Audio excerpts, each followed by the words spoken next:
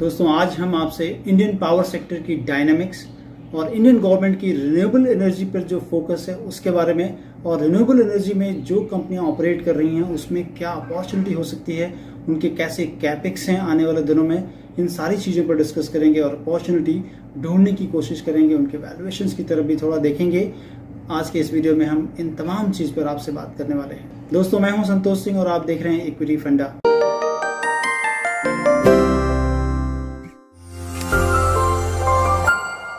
तो चलिए शुरू करते हैं आज का टॉपिक, इंडियन पावर सेक्टर की डायनामिक्स और वहां पर होने वाली अपॉर्चुनिटीज रिन्यूएबल सेक्टर में स्पेशली क्या हो सकती हैं। तो सबसे पहले हम देखेंगे कि पावर सेक्टर जो इंडिया में रहा है वो पिछले 2 दशकों से, मतलब 2 डिकेड्स में अगर देखेंगे तो 5% के CAGR से पीक जो डिमांड रही है उसमें ग्रोथ हुई है, और आने वाले डिकेड्स में अगर देखेंगे तो 6% के करीब उम्मीद जताई जा रही है कि पीक जो डिमांड होगी वो हो सकती है। सेंट्रल इलेक्ट्रिसिटी जो अथॉरिटी है, CEA जिसे कहते हैं, उसके एक डेटा के अनुसार अगर देखें तो टोटल जो इंडिया का पावर सेक्टर है उसमें 384 गीगावाट कह लें कि इस साल तक का, इस साल कह लें पूरा, और इंस्टॉल्ड कैपेसिटी कह लें कि रही है 2021 में, और उसमें 25% सेंट्रल गवर्नमेंट की रही है, 27% के करीब स्टेट सेक्टर की रही है और 48% के करीब प्राइवेट सेक्टर की भागीदारी रही है इसमें।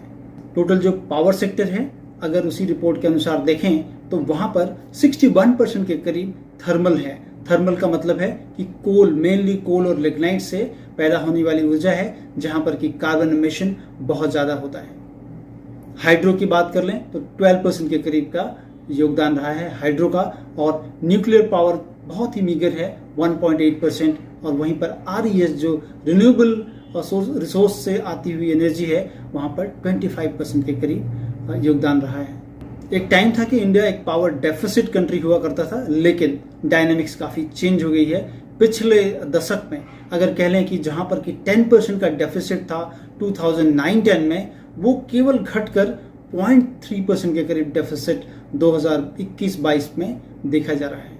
पीक डिमांड जो कि जिसको कि एक आंकड़ा होता है जिसको नापते हैं कि पीक डिमांड में जो कि 12.5% के करीब डेफिसिट था इंडिया में 2009-10 में, वो घटकर केवल और केवल 1.2% रह चुका है। मतलब हम लोग अब सरप्लस की तरफ निकलने जा रहा है इंडिया। अब इंडिया ने जो पेरिस अकॉर्ड साइन किया है उसके मातहत अगर देखेंगे उसमें जो इंडिया को कार्बन एमिशन कम करने हैं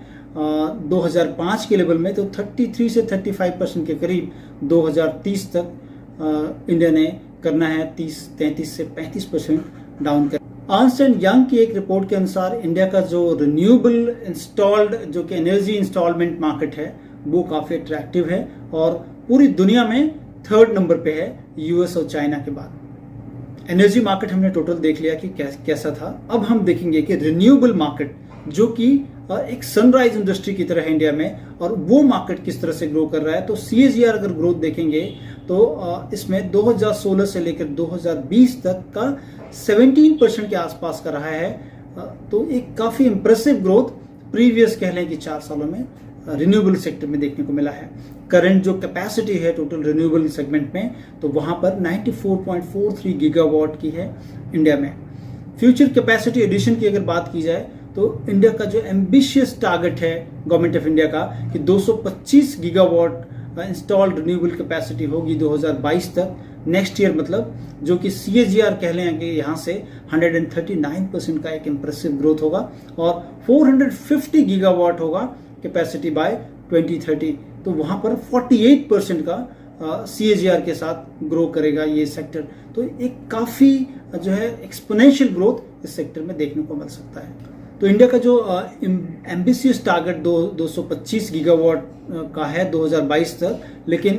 पेरिस अकॉर्ड के तहत 175 गीगावाट केवल इंस्टॉल करना था। तो ahead of that agreement India जो है का ये एंडेवर है कि उससे ज़्यादा कैपेसिटी हम बिल्ड करेंगे इंडिया में।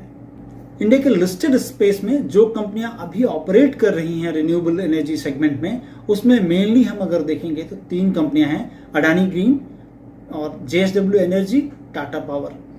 अडानी ग्रीन जो कंपनी है वो टोटली ग्रीन कंपनी है, जिसे कह लें कि उसका पूरा जो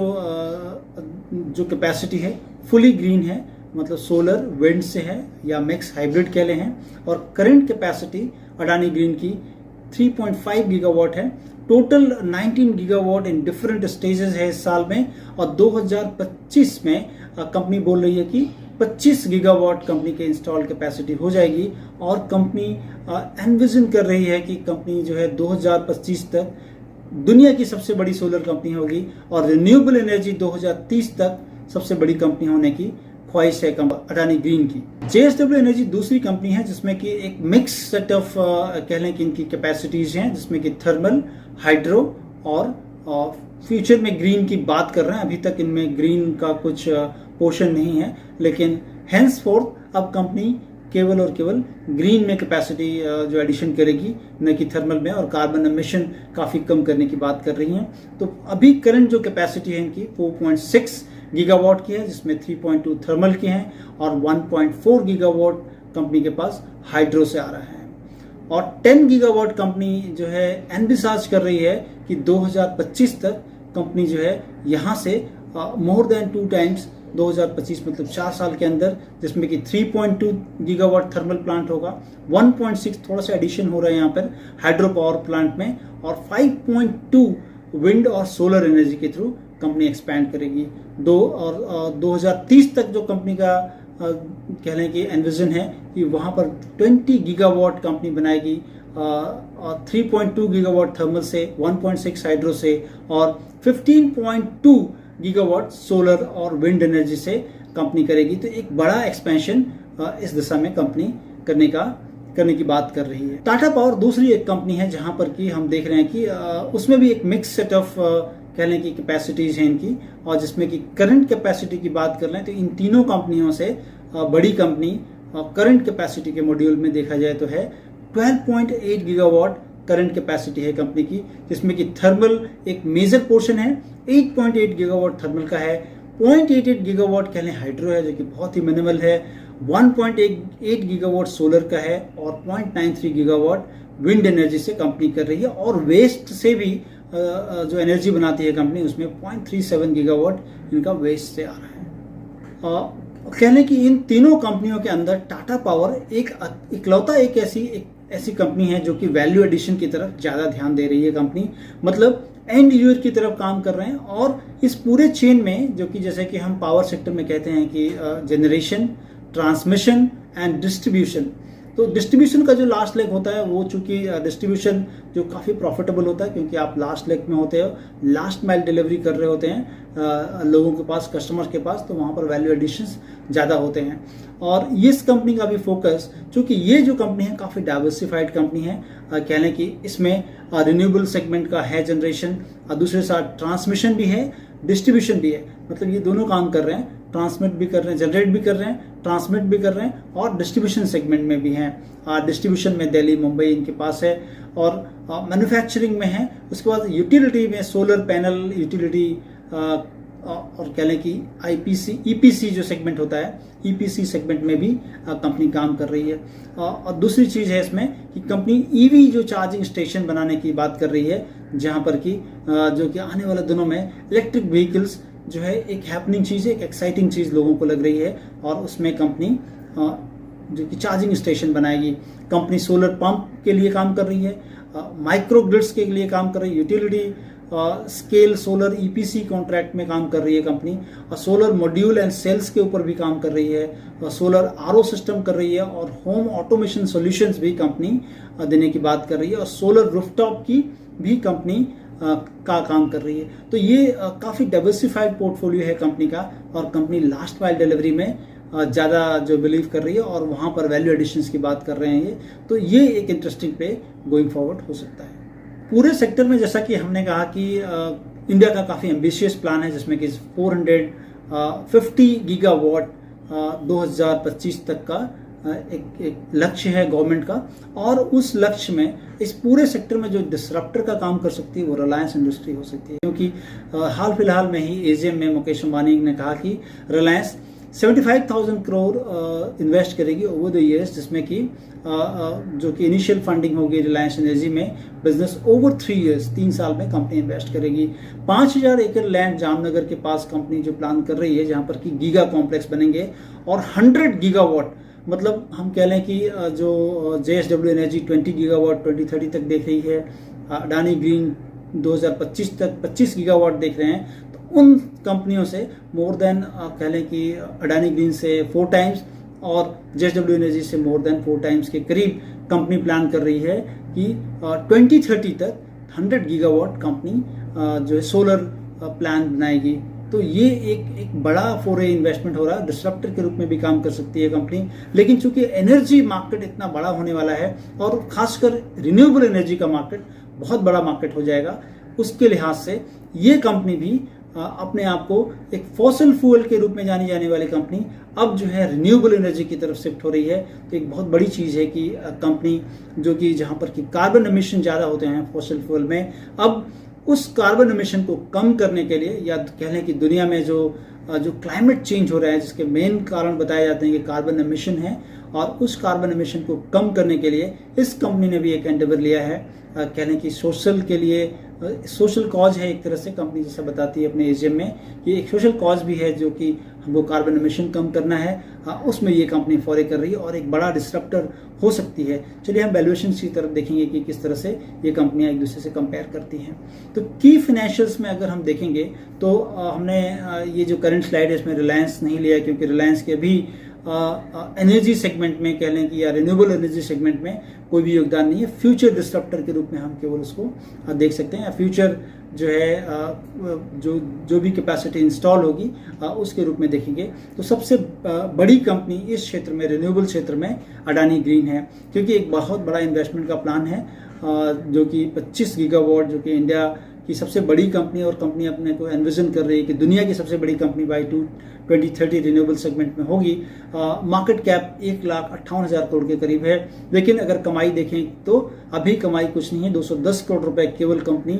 लास्ट ट्रेलिंग 12 मंथ में कमाया है। एबिटा 2235 करोड़ का है और नेट सेल्स कंपनी के 3,120 करोड़ के करीब हैं, और रिटर्न ऑन कैपिटल एम्प्लॉयड तकरीबन 12.5% के करीब है, रिटर्न ऑन इक्विटी 9% के करीब है, और ईवी टू एबिटा अगर देखेंगे तो काफ़ी महंगा शेयर है, क्योंकि करंट अर्निंग नहीं है, सारी चीज़ें फ्यूचर एम्बेडेड है, मतलब आने वाले दिनों में ये सारी चीज़ें होंगी इसलिए। लेकिन मार्केट जो है, मार्केट प्राइस सारी चीज़ों को जो फ्यूचर अर्निंग्स होगी उसको फैक्टर कर लिया है इस कंपनी में। और वहीं पर हम टाटा पावर को अगर देखेंगे तो तकरीबन जो है 40,000 करोड़ के करीब का मार्केट कैप है, और कंपनी का अगर सेल देखें तो 32,400 करोड़ के करीब है, और नेट प्रॉफिट की अगर हम बात करें तो 1,200 करोड़ के करीब का नेट प्रॉफिट है कंपनी का। एबिटा तो 7,000 करोड़ के करीब है। अगर हम रिटर्न रेशियोज की बात करें तो रिटर्न ऑन एसेट्स में काफ़ी कम है, 1.2 है, रिटर्न ऑन कैपिटल एम्प्लॉयड 9.7 है, और रिटर्न ऑन इक्विटी भी निचले स्तरों पे है, 5.38 है। वैल्यूएशंस के हिसाब से थोड़ी सस्ती है अदर दूसरी कंपनियों से, 10.8 के करीब है। और JSW एनर्जी जिसका कि पूरे धीरे धीरे थर्मल और हाइड्रो से धीरे धीरे अब शिफ्ट हो रही है, होगी कह लें कि रिन्यूएबल एनर्जी की तरफ, सोलर और विंड एनर्जी की तरफ, उसका जो मार्केट कैप है आज के दिन में 31,800 करोड़ के करीब है, और कंपनी का जो सेल है कह लें कि 6,800 करोड़ के करीब नेट सेल्स है कंपनी का, 2,800 करोड़ के करीब का एबिटा है, 777 करोड़ के करीब नेट प्रॉफिट है कंपनी की। रिटर्न ऑन एसेट 3.09% है, रिटर्न ऑन कैपिटल एम्प्लॉयड 9% के करीब है, और रिटर्न ऑन इक्विटी 6% के करीब है। तो ये जो तीनों कंपनियां हैं, तीनों कंपनियों में अगर हम वैल्यूएशंस के लिहाज से देखें तो करंट अर्निंग्स पे तो सबसे सस्ती कंपनी JSW एनर्जी अभी दिख रही है, और इसमें जो प्लान है जो कि कह लें कि हेडरूम है अभी काफ़ी ज़्यादा मिल सकते हैं, क्योंकि 20 गीगावाट तक कंपनी जो है आने वाले 2030 तक रिन्यूएबल एनर्जी भी शिफ्ट करेगी। और करंटली कंपनी का अगर हम देखेंगे तो 86% के करीब इनका लॉन्ग टर्म PPA गवर्नमेंट से या डिस्कॉम से इनके साइन है। और अडानी ग्रीन में लेकिन एक बात है कि 100% इनके जितने भी PPA हैं या जितने भी इनके प्लांट आ रहे हैं सोलर प्लांट्स, वो सारे 100% के करीब करीब जो है इनका पीपीए साइंड है, मतलब इन पे रिस्क जो है इनके बिजनेसेस पे नहीं है। और लेकिन जेएसडब्ल्यू एनर्जी ने क्या कर रखा है 86% पे कि अगर इनका समझ लो कि आपकी कंपनी में अगर फ्यूल के कॉस्ट बढ़ जाते हैं, कोयले के कॉस्ट बढ़ते हैं, तो वो सारी चीज़ें अलाइन की हुई हैं पीपीए में, ताकि कंपनी को कोई भी लॉस उस तरह से नहीं हो। साथ ही साथ इन्होंने अपनी करेंसी हैश पे, क्योंकि इनका जो कोल है बाहर से भी मंगाते हैं, उसके कारण इन्होंने करेंसी हैश पे भी इनको पीपीए में एग्रीमेंट कर रखा है, ताकि उसका हिट इनके बेटा या इनके प्रॉफिटेबिलिटी पे नहीं पड़े। अब अडानी ग्रीन जो है इस सेक्टर में सबसे महंगी कंपनी है, 1,58,000 करोड़ के करीब का मार्केट कैप है कंपनी का, लेकिन कमाई कुछ नहीं है। लेकिन अब चूंकि इसमें हम लैंडमार्क क्या समझें कि किस तरह से हम इसको वैल्यू करें। अडानी ग्रीन में सबसे बड़ी चीज समझनी होगी कि जब कभी भी हम रिलेटिव वैल्यूएशंस देखते हैं या कि रिसेंट ट्रांजैक्शंस कंपनी में होते हैं, तो 2021 जनवरी के आसपास में कंपनी में टोटल, फ्रांस की एक कंपनी है टोटल बोल के, उसने कंपनी में 20% हिस्सेदारी, एक माइनॉरिटी स्टेक लिया था कंपनी में 20% की हिस्सेदारी, और 50% स्टेक जो है इन्होंने 2.35 गीगावाट का एक स्पेशल पर्पस व्हीकल था, उसमें $2.5 बिलियन में कंपनी ने खरीदा था। मतलब अगर हम इस चीज को वैल्यू करते हैं तो तकरीबन जो है उस समय अडानी ग्रीन का टोटल वैल्यूएशन इस ट्रांजैक्शंस के लिहाज से 82,000 करोड़ के करीब का होगा, और करंट वैल्यूएशन 1,58,000 करोड़ के करीब है। मतलब यहाँ से कहने की मार्केट में अगर सब्सटैंशियल करेक्शन आता है तब आपको एक अपॉर्चुनिटी इस कंपनी में हो सकती है। अब इस कंपनी में जो अपॉर्चुनिटी होगी, मतलब यहाँ से हम तो कहें कि अगर जिस वैल्यू में कंपनी ने इन्वेस्ट किया है टोटल में, शायद वो वैल्यू हमको नहीं मिले मार्केट में, लेकिन इवन देन कंपनी का भाव 1300 से घट के अभी 1000 के करीब है। लेकिन अगर यहाँ से भी 20 से 30% अगर करेक्ट होता है तो शायद एक अपॉर्चुनिटी आपको हो सकती है इस कंपनी में निवेश करने के लिए। अब वहीं पर हम